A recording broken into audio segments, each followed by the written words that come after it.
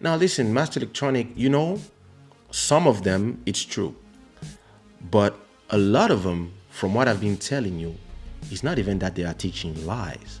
Some of them, they're just teaching what they know. And some people, they don't know what you believe is the truth. That could just be your point of view. They don't know because there's no documentation.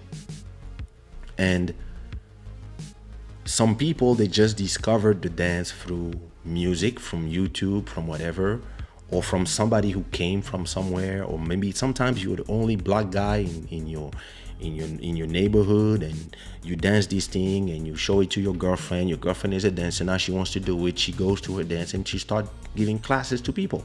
And because she doesn't have the information, because there's no official information coming from the governments of Angola, the governments of Martinique, Guadeloupe, Haiti, all these people, they didn't do their homework of explaining what is their art. And it also stems from colonialism and all these things, when we didn't learn to do what the French, the Spanish, they do. The French, the Spanish, they have historians, they have people who made us believe that even you have black people believing that Jesus is a blonde guy with blue eyes. Why? Because those people have been the one writing when we were not writing. So because we don't have these habits, we have habits of just spreading things from mouth to mouth, then from a mouth to another. The information can change depending on who tells the information. This is why I'm critical of all these books that all the religions do, because all these books have been written by men, and they all stem from one person receiving the scriptures from God and then explaining them to his people. But then his people, throughout the years, whoever wants to change something to fit his narrative can do it, and then it becomes the truth. And then it's been written, and then there's a New Testament, and then and et cetera, et cetera. And we've been seeing it right now, where you have all these people who are using the same books to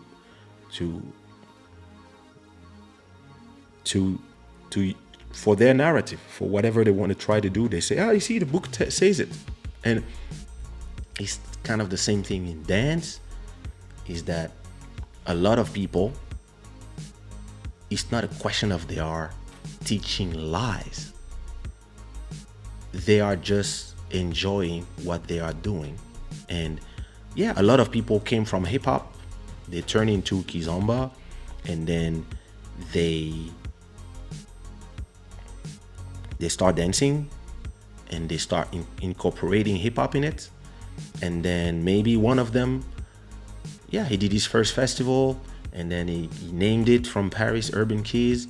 And then it started becoming bigger and bigger. And the Kizomba community, instead of telling him, new genre, come in, they say, no, back away, back up. And maybe at that moment, I don't know the history, but, and I'm gonna interview a lot of people, but maybe at that moment, that person was like, okay, I'm gonna do my thing on my way. And maybe that person was the first one to go to Ukraine, or maybe somebody from Ukraine was the first one to see video, because the people that are more into modern ways of dancing kizomba, they also are younger, and they are more YouTube savvy. They are used to put their videos on YouTube.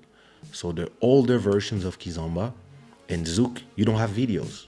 So somebody who's in Ukraine, who's craving the idea that I want to dance this, I want to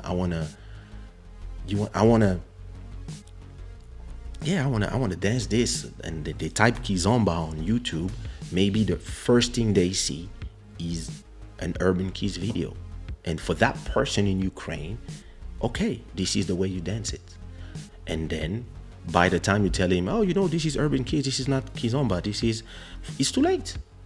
Just like when I arrived in Brazil, you think I would arrive and tell the 10,000 people, by the way, you're dancing it wrong. No, I was like, hey, this is the way you dance it here, enjoy. Because me, I don't know how you dance reggaeton, but then when there's reggaeton, I dance it the way I want. I when there's kizomba, I dance zouk because I learned to dance zouk all my life. And if somebody comes and tell me, yo, that's not the way you dance it, I'll be, fuck you. Like, mind your business. I'm here dancing with the lady. What you want? No, but you have to put your. But you care about my feet. Care about your life. Why are you angry? Why are you angry?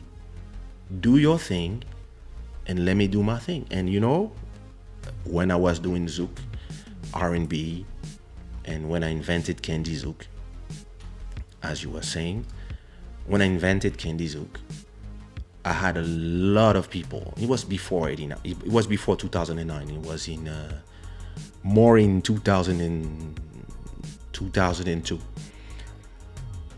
When I invented my own version of Zouk, and I called it Candy Zouk, just like before everybody was saying Kizomba, they were saying Cabo Zouk or Ghetto Zouk, but the Ghetto Zouk is not what you call Kizomba today. Ghetto Zouk was the style invented by Nelson Freitas, Toot Star, Johnny Ramos from Rotterdam. And this is what a lot of people think is the origins of Kizomba, the music, not the dance. But I remember at that time, a lot of people from the West Indies and other places would say, yo, this is not the real Zouk. Oh, you are fucking up Zouk. What is this? Zouk in English? Are you crazy? What is this? And me, I was like, yeah, who you?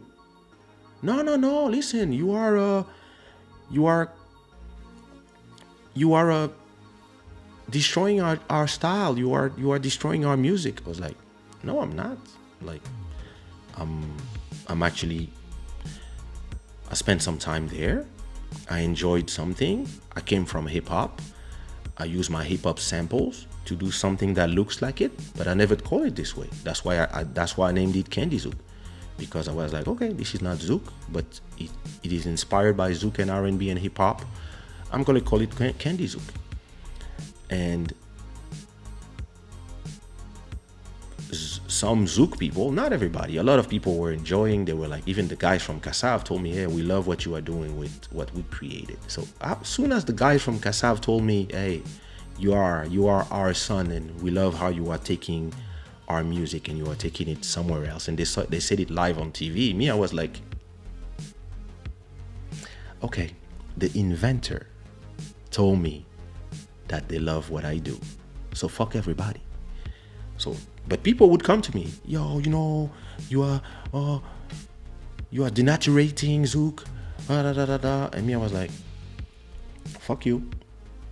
No, but you should not sing Zouk in English. Zouk is in Creole, not even in French. Like, fuck you. Because I was doing my thing, and I was not trying to disrespect nobody. I was not trying to force nobody to listen to my music rather than something else. And I was always, when I had conversations with people that were my elders and that I had a lot of respect for, they were doing Zouk, and they were telling me, hey, it's interesting what you're doing, but what do you think we should do? Do you think we should do like you? And I was like, hey, listen, if you want to do like me, I can do a beat for you. And if you want to, but I think you should also push your music, and you should look at the way I promote mine and use that to promote yours. You should put your music on YouTube. You should do this, you should do that. And because that's how you push your music.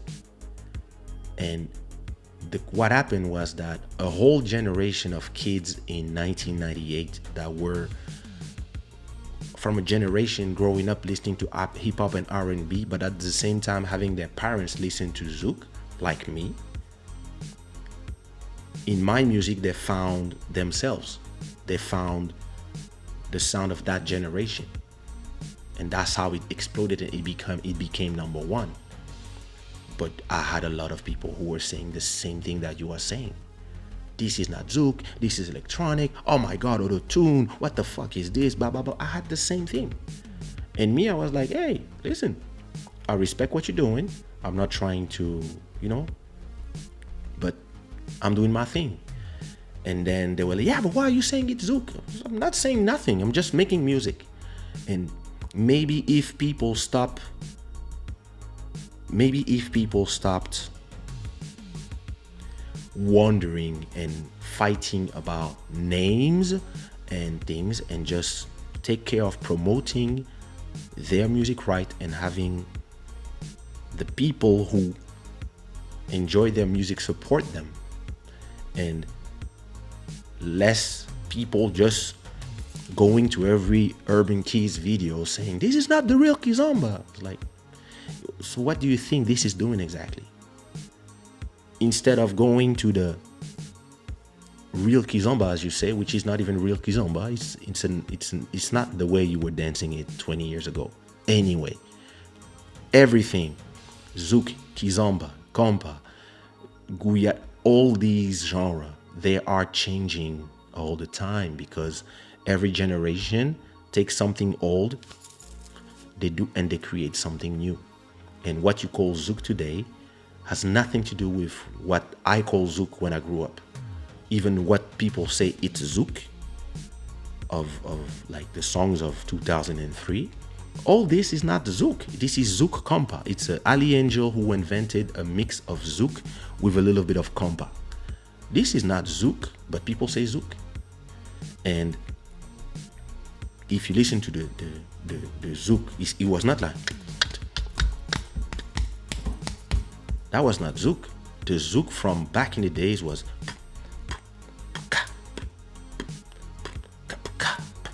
that was the Zouk. And the guitars was not like, no, the guitar was like, because they were trying to copy Kompa back then. And they were having the influence from Begin, from Mazurka, from etc. So it's not simple. And the problem is because everybody wants to simplify and everybody wants to be, oh, my genre is the best one, when actually most people who are having the conversation have no clue about the story of everything. And they come with, yeah, they all come with, oh, my what I believe is the truth, and everybody come with 1% of the truth, and they come like, oh, we are the ones. No, again, nobody is the one. And music is something that is always changing. Music, sounds, stuff comes and returns. Like